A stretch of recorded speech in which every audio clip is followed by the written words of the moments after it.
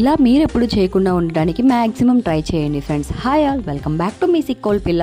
So ఈ video అయితే mainly నిజంగా చెప్తున్నాను, ఎవరికి యూజ్ అయినా అవ్వకపోయినా యూత్ వరకు అయితే మాత్రం ఖచ్చితంగా యూజ్ అవుతుందండి అని నేను అనుకుంటున్నాను. మరి మీరేమంటారో కామెంట్ చేసేయండి. బికాజ్ ఈ బండిని చూస్తున్నారు కదా, నిజంగా షేప్స్ అంటే లేవండి అస్సలు.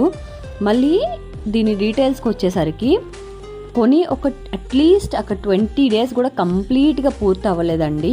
సో విషయానికి వచ్చేసరికి నేనైతే నా బండిని సర్వీసింగ్ చేయించుకోవటానికి అని చెప్పేసి, సెకండ్ సర్వీసింగ్ అని చెప్పేసి షోరూమ్కి తీసుకెళ్ళాను. నిజంగా అక్కడికి వెళ్ళేసరికి ఆ బయట ఇదంతా చూసి నిజంగా నాకు మైండ్ బ్లాక్ అయిపోయింది. నేనైతే 100కి 100% మీలో ఎవ్వరు, ఒక యూతే కాదు ఎవరైనా సరే అంత స్పీడ్గా బండి అయితే డ్రైవ్ చేయొద్దని నా సజెషన్ అండి. ప్లీజ్ అండి, రిక్వెస్ట్ చేస్తున్నాను.